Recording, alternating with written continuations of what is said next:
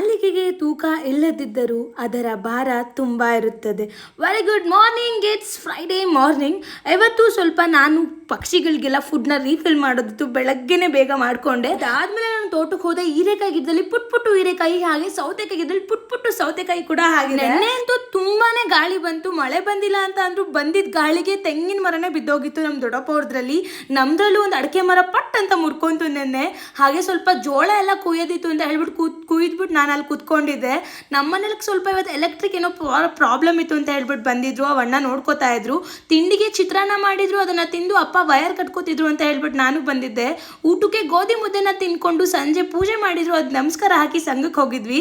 ಮತ್ತೆ ಇವ್ ನನ್ನ ಸಬ್ಸ್ಕ್ರೈಬರ್ ಸಿಕ್ಕಿದಾಗೆಲ್ಲ ಕ್ಯೂಟಾಗಿ ಮಾತಾಡಿಸ್ತಾನೆ. ಅಕ್ಕ ನಿಮ್ಮ ಚಾನಲ್ ನೇಮ್ ಏನು ಅಂತ ಯಾವಾಗಲೂ ಕೇಳ್ತಾ ಇರ್ತಾನೆ. ಹಾಗೆ ನಮ್ಗಲ್ಲಿ ಸೈಬರ್ ಹೋಗೋದಿತ್ತು ಅಂತ ಹೇಳ್ಬಿಟ್ಟು ಸೈಬರ್ಗೆ ಹೋಗಿದ್ದೆ. ನಾನು ಪಾನ್ ಕಾರ್ಡ್ ಎಲ್ಲ ಅಪ್ಲೈ ಮಾಡಿಸೋದಿತ್ತು ಅಂತ ಹೇಳ್ಬಿಟ್ಟು. ಇವತ್ತಿಗಿಷ್ಟೇ, ಸಿಗುವ ಮತ್ತೆ. ಲವ್ ಯು ಆಲ್, ಬಾಯ್, ಜೈ ಶ್ರೀರಾಮ್.